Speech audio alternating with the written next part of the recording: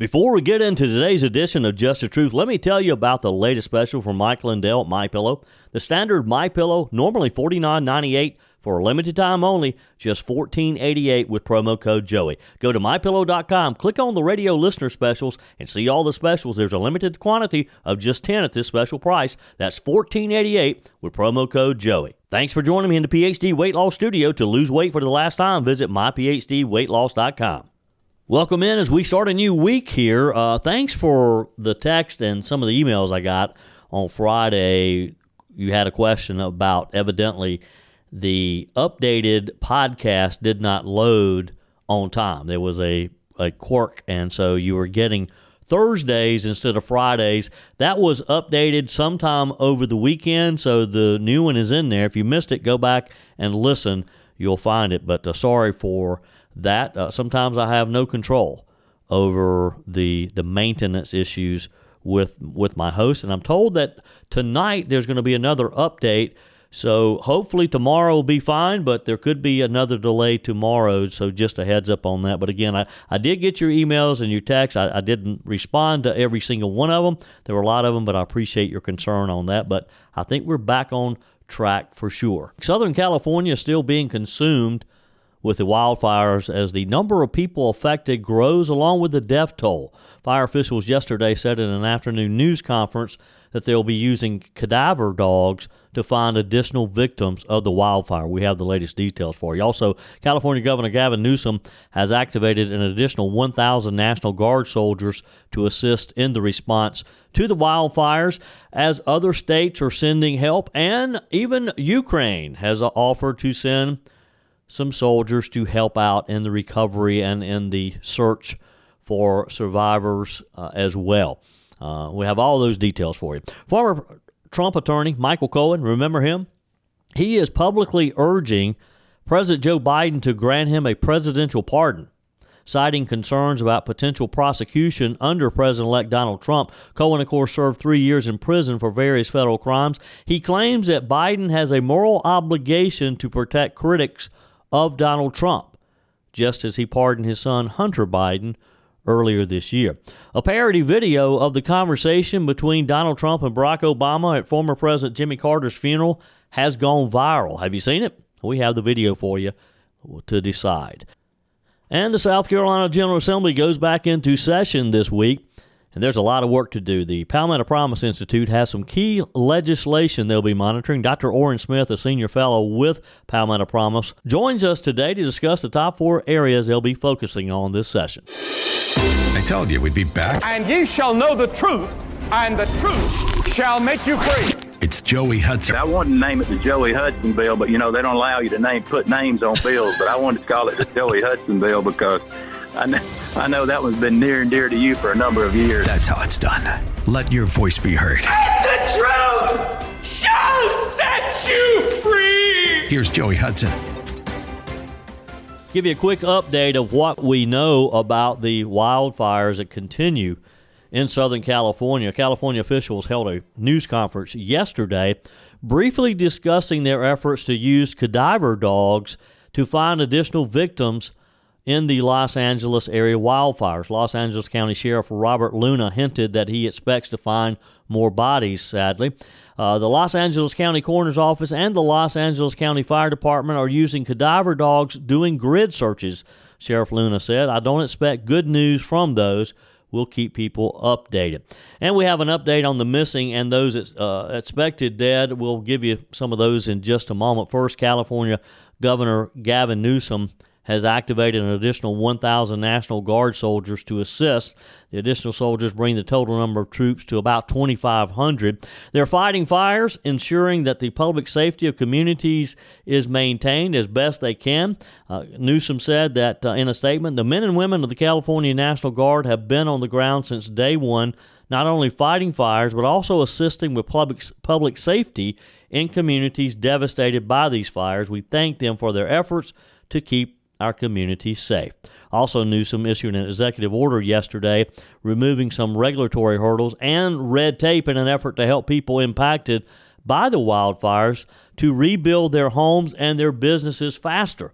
Can you imagine having to rebuild a home or a business under current California law? This is going to be a story to follow. Under the terms of the order, Governor Newsom suspended some permit and review requirements under the California Environmental Quality Act and the California Coastal Act. It also directs state agencies to identify additional permitting requirements, including provisions of the building code that can safely be suspended or streamlined to accelerate rebuilding and make it more affordable, as well as extends protections against price gouging on building materials, construction, and storage services in Los Angeles County through January the 7th of next year, 2026. Newsom said in the statement, when the fires are extinguished, victims who have lost their homes and businesses must be able to rebuild quickly and without roadblocks. The executive order I signed today will help cut permitting delays, he said, and an important first step in allowing our communities to recover faster and stronger. Gavin Newsom also said, I've ordered our state agencies to identify additional ways to streamline the rebuilding and recovery process. The Los Angeles Area Chamber of Commerce applauded the move, which it said would play a critical role in accelerating the recovery and rebuilding efforts across Los Angeles County. So see, they know it's too restrictive. They know that some of these environmental guidelines and regulations that they have put in place over the past few years shouldn't be there. It's taken a wildfire and devastation to make them finally admit that and to suspend them. They should just suspend them indefinitely. Just take them off the books. The White House said in a social media post yesterday that over 26,000 Californians have registered for assistance from the Federal Emergency Management Agency, FEMA.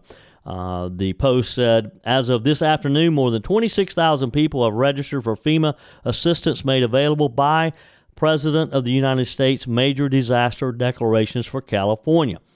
If you've been affected by the wildfires in Southern California, you can apply for federal assistance at www.disasterassistance.gov. That's disasterassistance.gov. As California officials begin to look at what started the fires, they're currently probing whether one of the ongoing Southern California wildfires was caused by down Southern California Edison equipment. This is the electric company, or one of the electric companies that provide service in that Southern California area.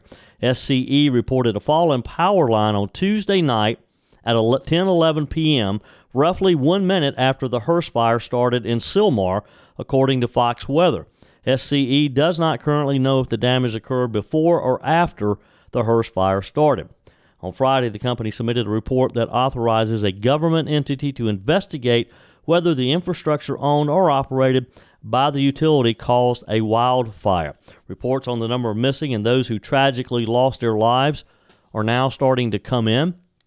We did learn over the weekend that former child actor Rory Callum Sykes died Wednesday, January the 8th, a victim of the Palisades fire, according to his mother, Shelley Sykes. He was 32 years old. This is a sad story if you haven't followed it. Rory was an Australian actor.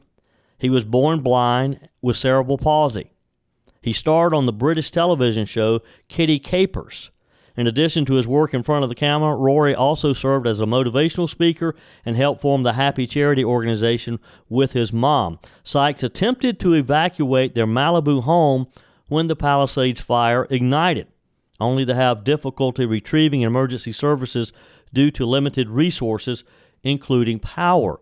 His mom was not able to lift him and literally had to leave him there to go for help. And, of course, when they returned, they weren't able to help him. Now, that would have to be horrible to lose your son and to know that you left him to try to get help, and that's when he succumbed to smoke inhalation, we're told. The death toll from this still raging fire, and you need to understand that the fire's still there. Depending on which one you're looking at, and there's multiple ones, they're still only 10, 11, 15% contained. So there's going to be a lot more damage yet to come. So far, confirmed, 24 people have died. At least 16 are still missing that we know of. This is according to the Los Angeles County Medical Examiner's report as of late afternoon yesterday on Sunday.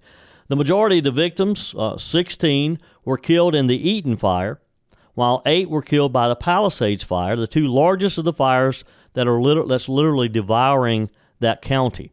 With the new death toll, the Eaton fire is now the 5th deadliest wildfire in California's history. Only 2 of the victims, 84-year-old Charles Mortimer and 66-year-old Victor Shaw, have been identified in the update.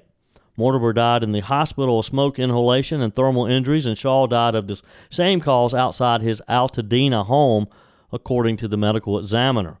Shaw's burned remains were found with a garden hose still in his hands, as family members said he stayed behind to try to save his home of 55 years. Wow. Just leave it there. Let it go. It's only a home. Many of the victims lived just blocks apart from one another in the same neighborhood of Altadena, which is historically a black and working-class neighborhood. According to the medical examiner, 16 of the victims were killed in the Altadena, 4 in Malibu, 1 in Pacific Palisades, 1 in Palisades, 1 in Topanga, and 1 in a hospital death without a specified origin of the location of the fire. With many people still missing, sadly, the death toll is going to grow. A dozen of those reported missing are from the Eaton fire zone. The other 4 are from the Palisades. No children, fortunately, are among the missing yet. Los Angeles County Fire Chief Anthony Marone shared the additional numbers. Authorities expected the number of missing will continue to rise as families try to contact one another and try to get back into their homes. About 150,000 people in Los Angeles County remained under evacuation as of late afternoon yesterday. Up next, former Trump attorney Michael Cohen is asking Joe Biden for a pardon. We have all the details for you.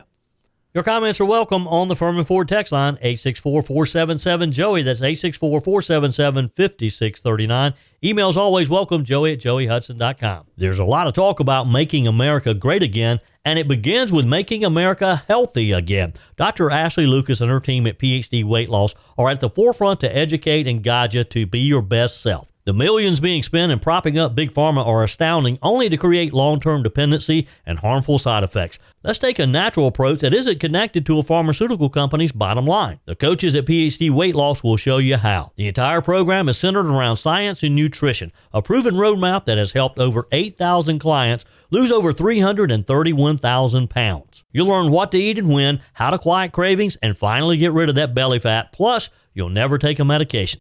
How many pounds would you like to lose in 2025? Do it the natural way with PhD Weight Loss, here to lead the charge to make America healthy again. Call PhD Weight Loss and schedule your consultation. 864-644-1900. That's 864-644-1900, or go to myphdweightloss.com. Continuing today's show, we knew when Joe Biden started issuing, or when he issued his son, Hunter Biden's pardon, and then started issuing other pardons, that this was going to lead to an endless number of requests for pardons. Former Trump attorney Michael Cohen has added his name to the list. He's making headlines for publicly urging President Joe Biden to grant him a presidential pardon. He says he's concerned about potential prosecution under another Donald Trump administration. Cohen served 3 years in prison for various federal crimes. He claims that Joe Biden has a moral obligation to protect critics of Trump, just as he pardoned his son Hunter Biden earlier this year.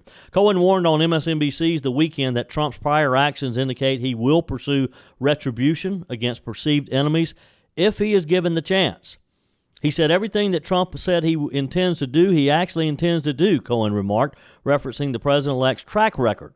He argued that a pardon would protect him and other individuals on Trump's so-called enemies list.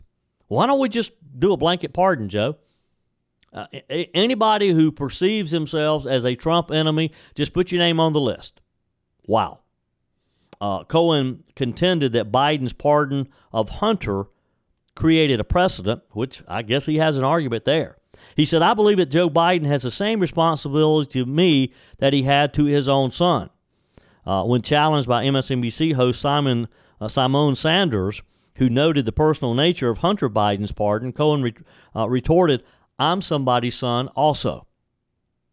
Cohen was convicted of tax evasion, campaign finance violations, and lying to Congress during his time as Trump's personal attorney. His imprisonment and subsequent testimony against Trump have made him a key figure in various legal cases against President-elect Donald Trump. Biden faced backlash, of course, from both parties for pardoning Hunter back in December after Hunter's high-profile legal battles and after Joe Biden had spent most of last year promising or saying he would never consider pardoning Hunter. The move has fueled speculation about preemptive pardons for other Trump opponents, including Liz Cheney, Dr. Anthony Fauci. Of course, some have said they don't want a pardon. Criticism of Cohen's request, some commentators have argued that Cohen's comparison to Hunter Biden is tenuous and fails to account for the unique familiar relationship involved in Hunter's pardon. In a prior interview, Mr. Cohen declared plans to leave the country if Trump were reelected, citing fears of retribution. He said, "I'm already working on a foreign passport." Well, maybe Joe Biden could help speed that up for him then. Get him a passport, let him leave the country. I'm okay with that. Are you? Cohen emphasized the need to take Trump's promises seriously, warning that Trump's administration would act decisively to pursue their critics. His pleas to add mounting pressure to Joe Biden to consider a preemptive pardon as his term comes to a close, the political implications, of course, of granting additional pardons, particularly controversial figures like Michael Cohen, have remained a topic of heated debate with both Republicans and Democrats. I think the Democrats are just as embarrassed by Joe Biden offering so many pardons and commutations for people, and we've heard some of the stories of the last round. I don't know that even Joe Biden will consider any additional. He came under such heat after pardoning people who, of course, were bad people. As the victims spoke out about him turning their child's killers loose, and there were many of them. As Biden's final weeks, this is his final week in office, of course, all eyes will be on Joe Biden to see if, in fact, he stoops to a lower level. There's a moment that sparked quite the debate on yesterday's State of the Union, speaking of Joe Biden. Jake Tapper kind of came unhinged about Joe Biden. So here's what prompted it. Joe Biden asserted that Vice President Kamala Harris could have beaten President-elect Donald Trump in the 2024 election. It's a crazy assertion. Biden did this on Friday. Tapper wasn't buying it, calling the statement nonsensical. So here's what happened. The buzz kind of began when Joe Biden told reporters on Friday that his decision to drop out of the 2024 race was about unifying the Democrat Party. But then he added this. He said, "I think Kamala could have beaten Trump, would have beaten Trump." Does he not know that she lost miserably? Here's exactly what he said. Mr. President, do you regret your decision to run for re-election? Do you think that made it easier for your predecessor to now become your successor? I don't think so. I think I would have beaten Trump, could have beaten Trump, and I think that Kamala could have beaten Trump, would have beaten Trump. It wasn't about... I thought it was important to unify the party. And when the party was worried about whether or not I was going to be able to move, I thought even though I thought I could win again, I thought it was better to unify the party. And it was the greatest honor in my life to be President of the United States, but I didn't want to be one who caused a party that wasn't unified to lose an election. And that's why I stepped aside, but I was confident she could win. You know, Joe Biden will go to his grave thinking that he could have beaten Donald Trump. He's just not convinced that he would have lost just as badly as Kamala Harris did, maybe worse. This statement sent shockwaves through the media and political circles. Not the least because Harris had run against Trump. I mean, people, you could see people in the room thinking, Mr. President, she did run and she didn't beat him. How can you stand there and say, I think Kamala would have beaten Trump? She tried it. She spent $1.5 billion that we know of and didn't do it. Jake Tapper didn't mince words on CNN State of the Union, dismissing the claim again as nonsensical. Tapper pointed out the obvious. Harris did run against Trump in 2024 and was defeated. So why would Joe Biden suggest otherwise? Was this just a way to try to take some of the heat off of Kamala Harris? What in the world could Joe Biden have possibly meant by that? Text me, email me, joey@joeyhudson.com. The 126th session of the South Carolina General Assembly kicks off tomorrow with both houses of the South Carolina legislature back in Columbia. The Republican Party picked up additional seats in both the State House of Representatives and the South Carolina Senate. There are a lot of important issues that will be at the top of the list as legislators go back to work. And one group that is keeping a close eye on things is our friends at the Palmetto Promise Institute. Joining us today, Dr. Orrin Smith, a senior fellow with Palmetto Promise. Welcome, Dr. Smith. How are you, sir? Hello there. Always good to talk to you, Joey. It's always a pleasure. So you guys just recently published the Palmetto Freedom Agenda, which consists of what I would assume are some of the top priorities for this session. If you would, give us a quick overview of what those issues are, and then we'll take a little closer look at each of the priorities. Yes, that sounds good. Well, the whole idea of a freedom agenda came about during COVID when we were first locked down. During the beginning there, we had more time to do research than we normally did. So we thought about a listing of what the top issues, the top items should be for the legislature to tackle when they came back, and that was 20 and 21. Then for 23, 24, we came back with another set, and we had some victories for 23, 24. So this summer and fall, we've been preparing for the new legislature to come back with the Freedom Agenda 25, 26. And this time, it's a list of 20 items that we think that the state of South Carolina, through its legislature, needs to pass to make us a more competitive state and a freer state. As I mentioned, of course, we have a few more Republican votes in both the House and the South Carolina Senate. What does that mean to you guys, some of you who are working on conservative-oriented legislation? Is this going to allow us to maybe do some things that we haven't been able to accomplish in recent years? I have to say that I am very optimistic. They say elections have consequences, and that is really true. I was up at the State House last week for a hearing on the school choice legislation, and it was the Education Committee, and the committees followed the same ratio of Democrats to Republicans as the chamber in general, and it was a room full of Republicans. I remember not that long ago when you went to a committee meeting, it was relatively even, Democrats and Republicans, and because of that, you weren't really sure how things were going to come out at the end of the day. Were they going to vote the good legislation out? Or were they going to let it sit? Were they going to refuse to advance bad legislation? And, you were counting noses in the room, hoping that you would have enough votes. I think we're to the point now, particularly on the Senate side, with those 4 flips from Democrat to Republican, and then adding, a few more from 4 years ago. I think we're to the point now where any Republican who is somewhat soft or overly moderate, or maybe used to be a Democrat and changed parties, those individuals are not crucial anymore to certain things like, shutting off debate, because the Senate is the deliberative body. So there's more debate. It's harder to shut down a filibuster.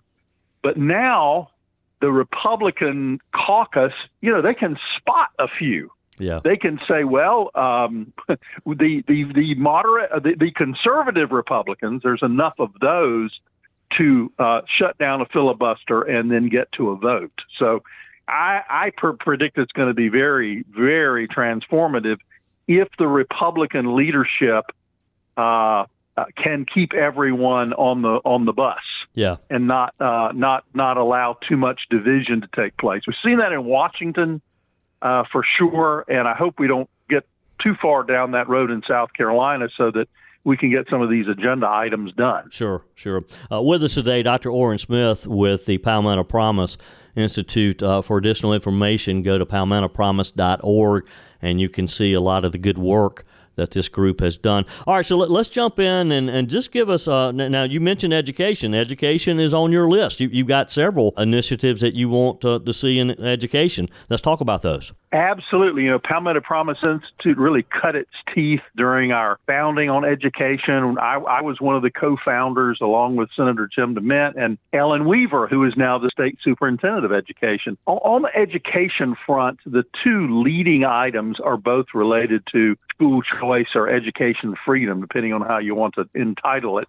But we believe that a tax-paying parent should be able to choose any public school for their child. When the funding formula was restructured a number of years ago, we found out exactly what it costs for public schools to educate a child by district. So it is our belief that if a public school student wants to attend a different public school from the one that they are assigned to by zip code, they should be allowed the freedom to do that. Then, of course, an even larger issue is the ongoing issue of private school choice. And that is a broadening of that to say that a parent should have the ability to choose any school, public or private, for their child. Unfortunately, the Supreme Court ruled that the existing Education Scholarship Trust Fund program was unconstitutional. So we are pushing back against that, calling for school choice writ large in 2025. Yeah. And look, when you involve parents and you're talking about the education of their kids, things can get really tough at times, can't they? I mean, I've been in politics for a long, long time, but boy, people get passionate about education. Well, that has certainly been beneficial for us because when the Supreme Court on September 11th, of all days to do it, September 11th, 2024, they said these kids that were already in their new private school that was paid for through this school choice program, that they were no longer allowed to stay in that school. Our phone started to ring. Our email box started to fill up with parents who said, we don't know what to do. We are at our wits' end. We've been told that our children who have been struggling in some other setting, they finally found the school that they loved and that they were going to be kicked out of it. So that created a movement of parents who have been reaching out to their legislators and saying, we've got to fix this and restore this school choice program ASAP. All right, let's move on. Healthcare is part of your Palmetto Freedom Agenda. Talk with us about that. Yes, one of our greatest victories was when we got rid of the Certificate of Need program, which was saying that you had to have a permission slip from government in order to open a hospital or whatever. This agenda is a revised agenda based on that success. And one thing we think we need to do is we need to make it easier to shop for health care. We call it the right to shop. Mm-hmm. There are so many providers of so many services, and the prices can be extremely widely different for a simple procedure depending on the facility that you go to. So we want to build that into our system. We also want to make it easier to have the ability to cross state lines when it comes to telehealth. So because the internet doesn't stop at the border of the state, we don't think that telehealth should stop at the border of the state. If there is a physician that is the best physician for you, they're willing to do a telehealth appointment, and that physician may be in another part of the country. We think that should be encouraged, so we're going to be working for legislation to do that. Dr. Orrin Smith is with me today. We're talking about the Palmetto Promise Institute's Palmetto Freedom Agenda and a lot of issues on that as the legislature goes back into session this week. Free market and economic opportunities is one of the items. Talk with us about those initiatives. Yes, this free market and economic opportunity agenda has been one of our staples as well. With it, we are saying, number one, we've got to do something about our tax system. Now, the state of South Carolina is among the best in the country in certain areas of taxes, but in certain other areas, we're among the worst. In fact, it's well known, I think, it's starting to get out there amongst the primary electorate for the Republicans, and then more broadly around the electorate, that South Carolina's state income tax, that individual income tax, is still the highest in the Southeast. Now, the legislature has trimmed it, but we are calling for a deeper cut in the state income tax. We're also calling for comprehensive tax reform. That is, across all types of taxes, property taxes, sales taxes, income taxes. And we've just released a new report that's available on our website with our total comprehensive tax agenda. And that website is palmettopromise.org, palmettopromise.org. I also have links on my website, joeyhudson.com, for additional information too. And let me encourage you to go and to review these items. And we'll, of course, Dr. Smith, we'll stay in touch with you throughout the session, and you can give us updates along the way, because it's going to be an exciting and I hope a very productive session. These are all good items, and we'll have to have you back another day to talk about free and fair legal. I'm assuming part of that's going to be involving tort reform, which is very much needed in South Carolina, but we'll have to save that one for another day. Dr. Orrin Smith, it's always a pleasure. Appreciate what you guys do, and look forward to talking with you again soon. Thank you so much. Enjoyed it as always, Joey. Sure thing. Your comments are welcome on the Furman Ford text line, 864-477-JOEY. That's 864-477-5639. Emails always welcome, joey@joeyhudson.com. Speaking of the Furman Ford text line, it's never been more important to support locally run businesses owned by people who actually live here in the upstate. Let me take a minute to talk with you about our friends at Furman Ford. If you're looking for a new vehicle, maybe a great pre-owned vehicle, one you can trust, or maybe you're looking to order that special vehicle. Either way, if you want a new one, a brand new one, or a pre-owned that you can trust, the folks at Furman Ford, they're there to help you. Their name is on the sign because their name is on the line, because every single transaction is important to them. Jim Furman, Matthew Furman. They do business the right way. When you stop by, when you give them a call, or maybe when you just send them a quick email, you're always going to have access to a member of the Furman Ford family. And by the way, they also offer great service, and you're not going to have to wait weeks and weeks to get it done. And you do not have had to purchase your vehicle at Furman Ford. Doesn't even have to be a Ford. They service all makes and models. Visit my friends at Furman Ford online at furmanford.com, furmanford.com. On the text line, Albert writes, does it open up Meta for some lawsuits now that Meta has admitted to censorship and deletion of selected user accounts in order to advance false narrative and a political agenda? Well, I don't know. I guess potentially people could sue them. I know there are a lot of people who have been banned, some banned for life, that probably want their case heard again. We'll see.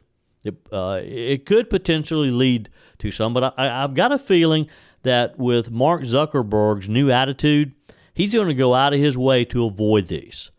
So if you have been banned or limited on Facebook in some way, and you've appealed and they never responded to you, appeal again. This would be a good time to do so. Kevin writes, with the wildfires currently affecting California, will FEMA provide greater support to California than it did in Asheville, North Carolina? Well, that's the bad part about this, of course. The people in western North Carolina are still hurting. They still need help. I just can't imagine what some of those folks did these past days as we had this winter storm in the southeast.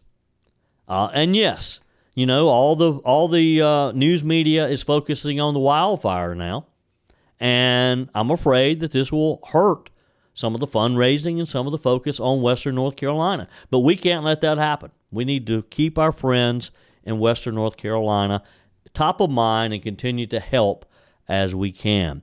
Texter, this is Jennifer. She says, love the Greenville County Council story. This is something I talked about last week about a new chairman of county council and some new members that were sworn in.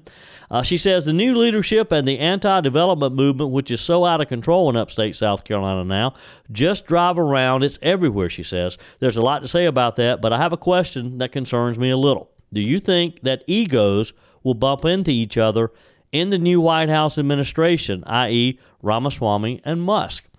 Well, when you put people together like that, particularly people like Vivek Ramaswamy and Elon Musk, these are two very successful guys, two guys who have big egos. You throw Donald Trump in on the mix, there'll be some disagreements, I can imagine. There'll be some heated conversations.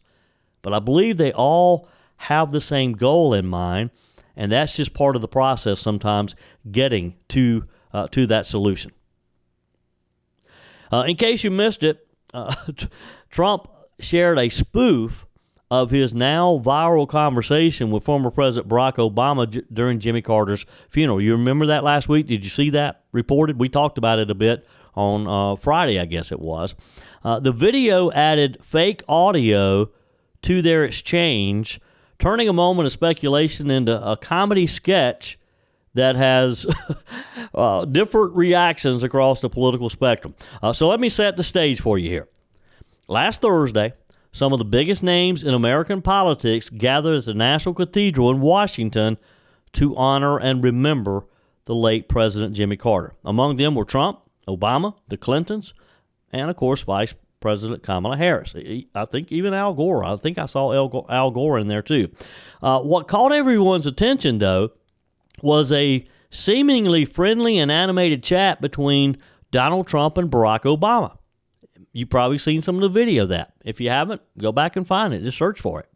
In a rare moment of public civility, if you will, the two were seen leaning in and exchanging words like they were just good old friends, old-time friends catching up, hadn't seen each other in a while. This, of course, has sparked a lot of speculation on what they were saying. What were they talking about? Where they were both kind of laughing, to the point that Kamala Harris even turned around at one point and gave them the eye. You know, it's kind of like, hey, will you guys shut up back there? This is inappropriate. We're at a funeral. Observers wondered, was this a meeting of the minds, possibly? A moment of mutual respect of two guys who've held the highest office in the world? Was this just polite small talk between two of America's most polarizing figures? Well, leave it to Trump to take a solemn moment and flip it on its head. Over the weekend, he posted a parody video to Truth Social and it started like this. Obama says, "I knew you'd win." Trump says, "Oh, really? Come on. Anyone could have beat her." Here's how it goes. Well, Mr. President, for a second time. Barack, very nice to see you. congratulations. How you doing? A lot better than. Yeah, I bet. Knew you'd win. Oh, really? Oh, come on. Anyone could beat her. Kidding She's me? just. I was just as appalled. You know what happened? You just didn't want to leave. I know. Is what happened. I did what I could to help her. She was horrendous. I know. You know what I realized? Hillary still hates me. So much. Now, of course, it's better to see the video. That of course, you just heard the audio, but you kind of get the gist because they did a great job of. You got the video of the real Donald Trump and Obama sitting there talking, and they've just inserted this audio as if they were talking to one another, and they did a great job because it looks realistic. The her that they're talking about, of course, the her is Vice President Kamala Harris, who, as we know, lost miserably to Trump in 2024, taking over the Democratic Party after Joe Biden dropped out. This fake audio, it even had Obama calling Harris horrendous and complaining that he did what he could do to try to help her. It's kind of like, I did what I could, she lost it on her own. And it didn't stop there. As Harris entered the funeral with her husband, the spoof had Trump and Obama making playful jabs behind her back. And just to kind of round things off, Hillary Clinton made a cameo in the clip too, appearing glum as Trump's dove voice quipped, "Hillary still hates me so much, she'll never forgive me." The internet, as you can imagine, went crazy, went wild. Trump supporters talked about the parody as vintage Trump, a mix of humor, trolling that's become his trademark. You got to know that Kamala saw this.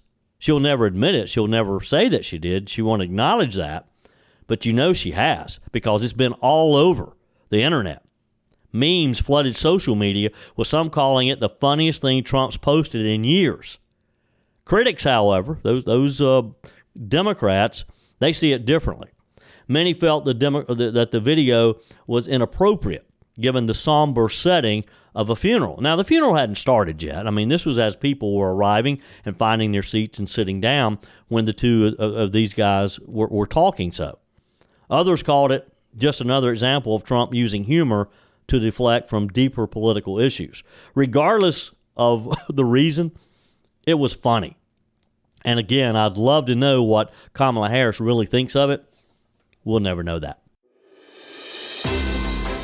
That's it for today's edition of Just the Truth. Thanks for joining me in the PhD Weight Loss Studios. To lose weight for the last time, visit myphdweightloss.com. If you haven't joined my mailing list yet, visit my website, joeyhudson.com. Click on the Connect with Joey button so that you can receive our emails and the most up-to-date news. Also, join me on my YouTube channel. Be sure and like, comment, and subscribe. Just search for Joey Hudson. As always, thanks for spending a few minutes of your day with me. Do me a favor and forward this episode to a few friends. Just click on the share button and send to your contacts. We need to build an army of conservatives to win our country back, and we can do that by continuing to share the truth with our friends and family. Keep those comments coming via the Furman Ford text line 864-477-JOEY. Email to joey@joeyhudson.com, and I love your messages on the MyPillow message line. Again, that's 864-477-JOEY, 864-477-5639. Be sure and take advantage of the MyPillow special, just $14.88 on the standard MyPillows when you use promo code Joey. Order online at mypillow.com or call 800-893-4053. We're back again tomorrow and hope you'll plan to join us. Until then, remember, God's got this. He's still in control.